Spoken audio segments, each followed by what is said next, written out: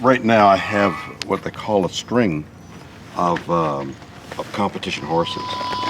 Some of these horses are very young, and ordinarily amateurs don't get on very, very young horses because they're unpredictable, like this horse was, and several other horses that I've had that I've been bucked off. And you don't want to get hurt. Somewhere along the line, probably genetic. It's got to be genetic. Although nobody in my family knows which end of a horse is which leads to some complication. But I do. I know that you have to grab the tail and sit there and hold that tail and ride off into the sunset holding the tail. Most people think it's the other way around. But think of how unusual it is to canter backwards.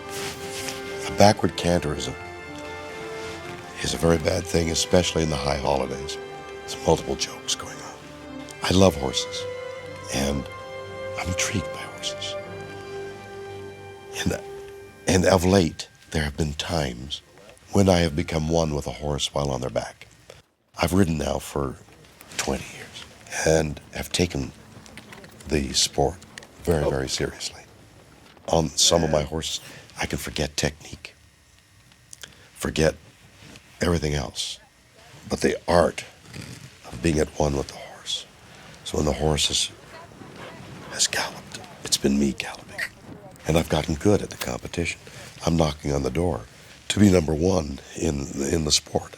In reining, which is the quarter horse sport, I've won some, but I've been there. In the saddlebreds, I've won world championships.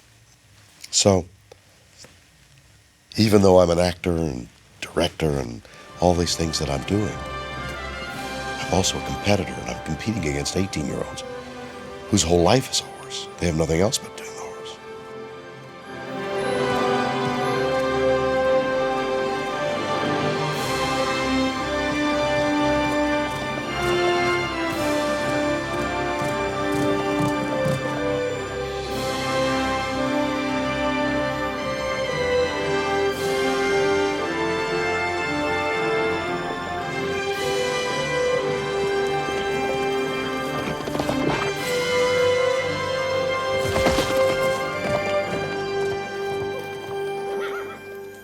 About 20 years ago, I bought some land in Central California and for our family. And somebody said, well, you want to run a horse? And it was then like potato chips, I realized. You don't just have one horse. And that's how it started. Imagine the joy of meeting this wonderful woman as a result of horses. So that among all the things that we have in common, Lizzie and I, one of the major things is our love of horses.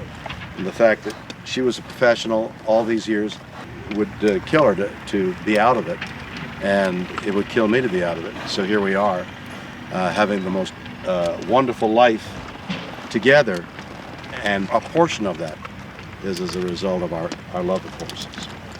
Oftentimes, horse training, not oftentimes, always, it's a science in that there is enormous amount of observation and trial and error, whether it's rider and horse, diet, amount of exercise to get the performance you want. And it's constant observation. Liz was a professional horse trainer for 20 years. Had her own stables and was a big force in another breed called American Saddlebreds, which we also owned together. And when she married me, she gave up training, but not riding.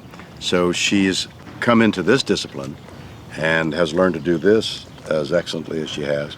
And she's about to step out into the competitive world as a force. She's one you can really dance with. You go almost totally off of body language instead of hand. So any change of direction, a change of lead, it's all balancing with your body. So it's really like dancing with the horses.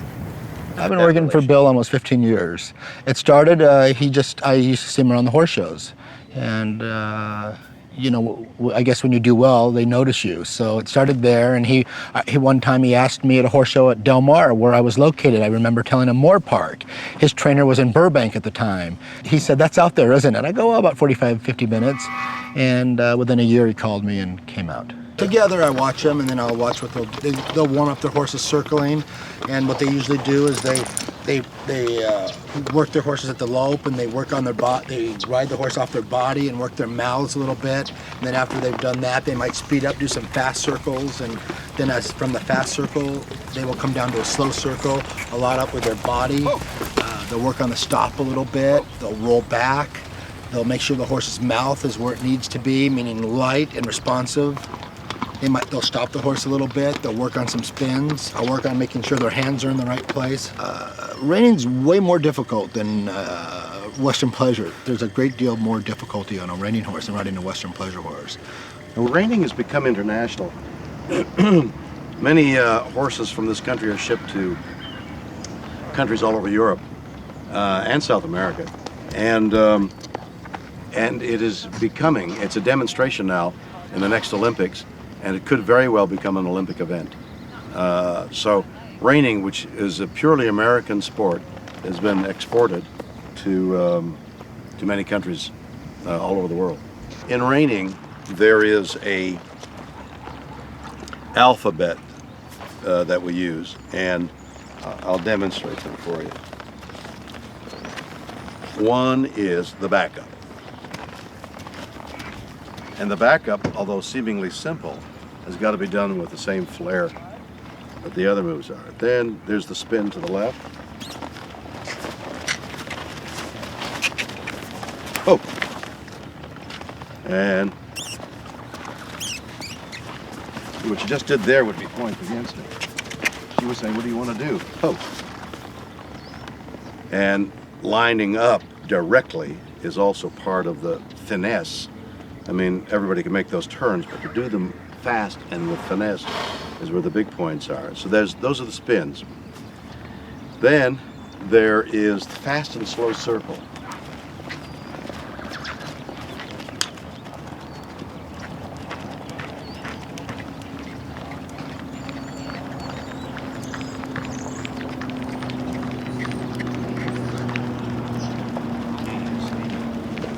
Easy.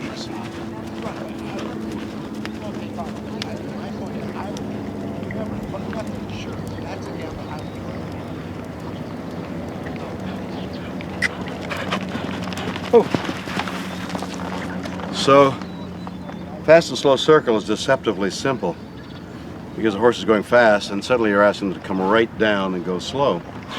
So that's a skill. And then the sliding stop is another one. So I think that's it. The mare that Lizzie's on is one of the most beautiful quarter horses you'll ever see. Look at the line on that mare. Look at her head. And she's as equally trained as everybody else. She's just a beautiful mare. I'm deeply involved in saddlebreds as well as quarter horses. And I took quarter horse rules for Western pleasure, and I was allowed to invent a class in saddlebreds. It's called the Shatner class. And it's the most popular class because it's most familiar to most of the riders. All my horses that Danny has trained could win. They have that ability. It's us. It's the rider that's making the mistakes. Very rarely is it the horse. Horse show business is show business. How do they look? How does that actor look? You know, it doesn't matter how they act. How does he look? Then, does he look dramatic? Now, if he can act and look dramatic, he's getting $20 million a picture. I run a charity horse show every year at the end of April called the Hollywood Charity Horse Show, designed to take any money that's either given to us or is siphoned off the horse show, and it benefits physically and mentally challenged children. So I've got great horses, great trainers, and I have a bit of a gift.